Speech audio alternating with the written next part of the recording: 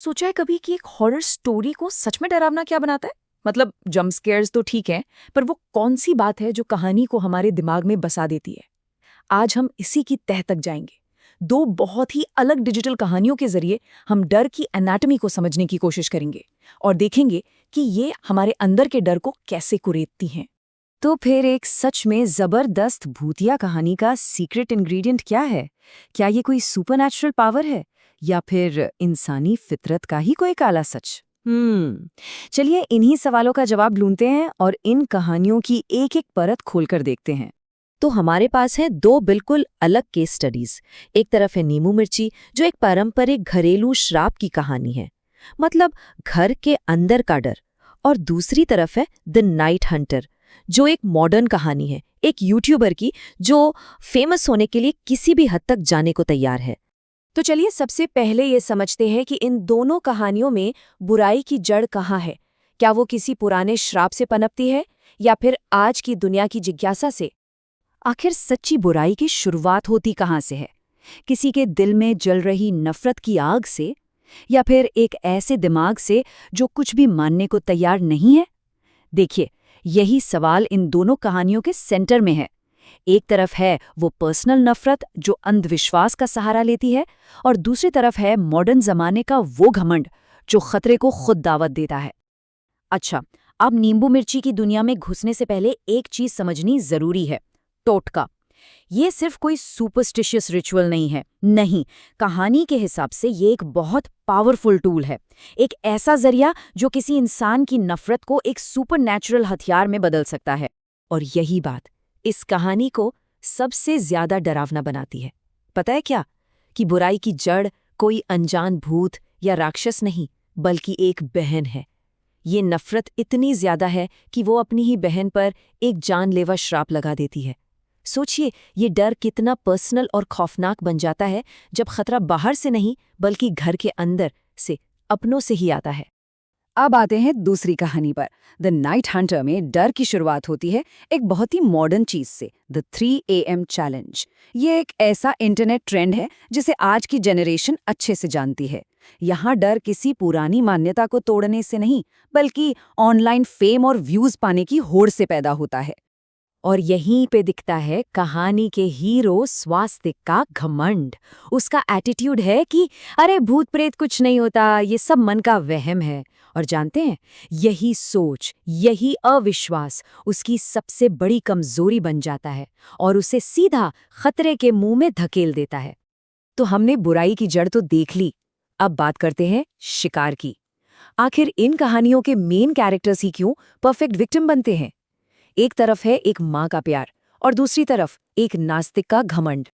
देखिए, किसी भी हॉरर स्टोरी में विलेन जितना जरूरी होता है, उतना ही जरूरी होता है विक्टिम का वल्नरेबल होना।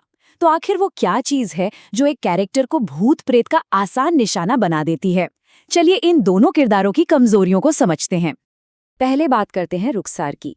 पता है उसकी सबसे बड़ी ताकत क्या है? एक माँ होने का उसका प्यार। और विडंबना देखिए, वही उसकी सबसे बड़ी कमजोरी बन जाती है। श्राप सीधे उसके बच्चे पर हमला करता है और वो बिल्कुल बेबस हो जाती है।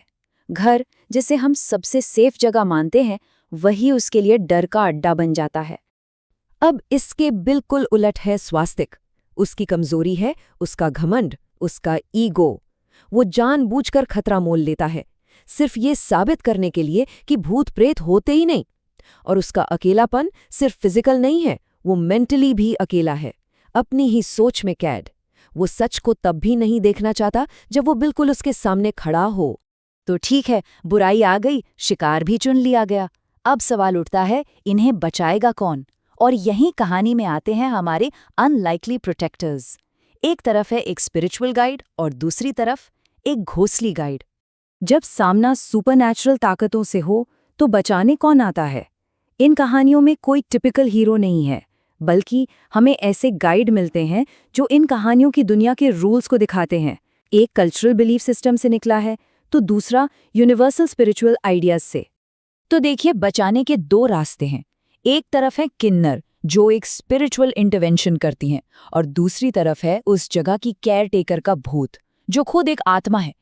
दोनों का मकसद एक ही है, मदद करना, लेकिन तरीके जमीन आसमान का फर्क है। किन्नर की भूमिका देखिए, वो एक एक्टिव प्रोटेक्टर हैं। वो खतरे को पहचानती हैं, उससे लड़ती हैं और उसे खत्म कर देती हैं। उनकी ताकत आती है रीति रिवाजों और पूजा पाठ से। वो सिर्फ रुखसार को नहीं बचाती, बल्कि उस शाप को पलटकर वापस भेजने वाले के पास भेज देती हैं। मतलब बैलेंस को रीस्टोर करती हैं। लेकिन केयरटेकर का रोल बिल्कुल अलग है। वो एक पैसिव गाइड है। मतलब वो स्वास्थ्य के लिए लड़ती नहीं है, बल्कि वो उसे सच को एक्सेप्ट करने में मदद करती है। और सच ये है कि वो मर चुका है।